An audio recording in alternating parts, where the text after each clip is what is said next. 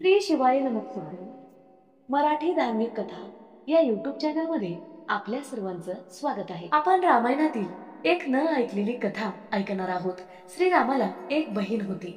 तिचे नंतर काय होते?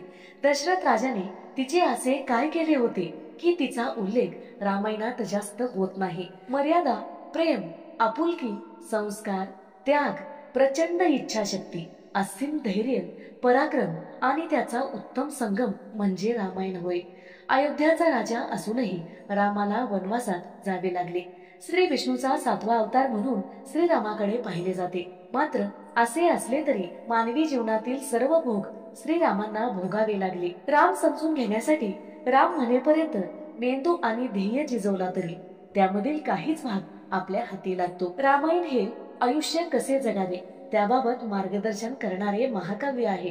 मूळ रामायण वाल्मिकीने लिहिले असले तरी अनेकांनी ते विविध भाषांमध्ये अनुवादन केले आहे. वाल्मिकी रामायणानंतर तुलसीदासाने रामचरितमानस प्रमाण मानले जाते. श्री विष्णूचा अवतार असलेल्या रामाला एक बहीण सुद्धा होती. मात्र त्याबाबत अधिक माहिती का नाही? रामायणात श्रीराम आणि त्यांच्या 3 भावाबद्दल उल्लेख आढळतो. मात्र श्रीरामाला एक बहीण सुद्धा होती. अनेकांना तिच्याबद्दल माहिती सुद्धा नाही. रामायणात राजा दशरथाला 4 पुत्र असल्याचा उल्लेख आहे. राम, लक्ष्मण, भरत आणि शत्रुघ्न. फार कमी लोकांना माहित आहे की भगवान रामाला एक बहीण देखील होती. कथेला सुरुवात करण्याआधी चॅनलला सबस्क्राईब करा, बाजूच्या घंटेला ऑल करा. त्यामुळेच मी टाकलेली प्रत्येक कथा तुम्हाला ऐकता येईल. दक्षिण भारतातील रामायणानुसार भगवान श्रीरामाच्या बहिणीचे नाव शांता होते.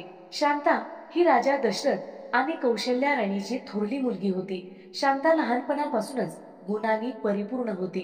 ती वेद आणि शिल्पकलेत निपुण होती. तथापि एकदा राजा रूपपाद आणि त्याची पत्नी वर्षिणी राजा दशरथ आणि कौशल्या राणीला भेटण्यासाठी अयोध्येला येतात. वर्षिणी ही कौशल्या राणीची मोठी बहीण होती.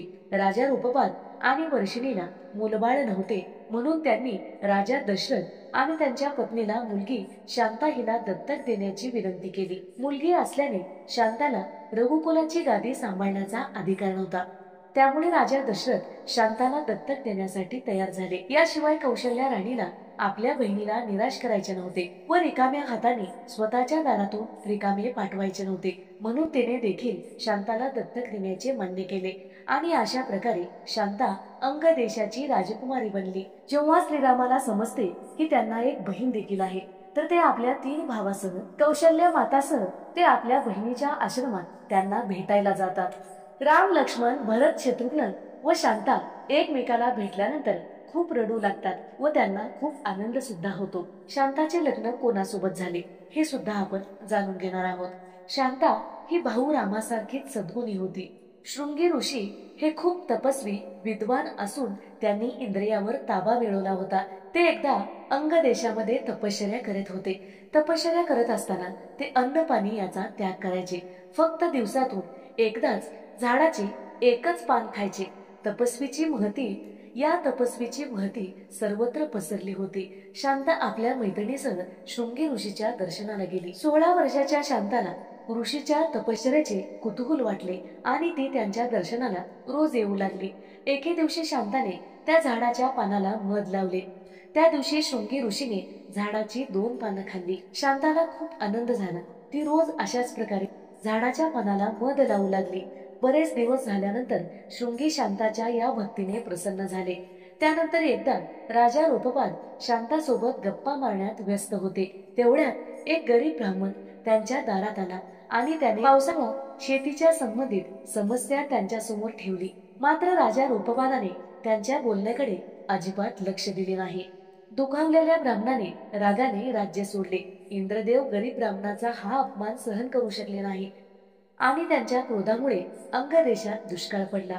या घटनेने राजा रूपपाद खूप अस्वस्थ झाला. राजा रूपपाद ऋषी शृंगीकडे गेले आणि दुष्काळग्रस्त राज्याला पुन्हा हिरवेगार करण्यासाठी मार्ग विचारला. शृंगी ऋषीने सांगितलेल्या उपायामुळे अंगदेश पुन्हा दुष्काळातून मुक्त झाले. यावर प्रसन्न होऊन राजा रूपपादाने आपली दत्तक मुलगी शांता हिचा विवाह शृंगी ऋषी सोबत करून दिला. शृंगी ऋषी आणि शांता यांच्या लग्नाबाबत अनेक कथा प्रचलित आहेत. शांताचे पती शृंगी यांनी राजा दशरथाच्या घरी पुत्रेष्टी यज्ञ केला होता। पुत्रेष्टी यज्ञ म्हणजे पुत्र प्राप्ती यज्ञ होय। त्या यज्ञात शांता उपस्थित असल्याचा उल्लेख आहे। यामुळे राजा दशरथाचे 4 पुत्र नसून त्यांना एक पुत्री शांता सुद्धा आहे। हिमालय प्रदेशातील कुल्लू येथे ऋषी शृंगीचे व शांताचे मंदिर आहे, जिथे शृंगी ऋषी आणि रामाची बहीण शांता यांची पूजा विधिवत केली जाते। जर व्हिडिओ आवडलेला असेल तर नक्की लाईक करा, शेअर करा, सबस्क्राईब करा, बाजूच्या घंटीला ऑन करा, त्यामुळेच मी टाकलेले प्रत्येक व्हिडिओ तुम्हाला पाहता येतील। धन्यवाद। हर हर महादेव।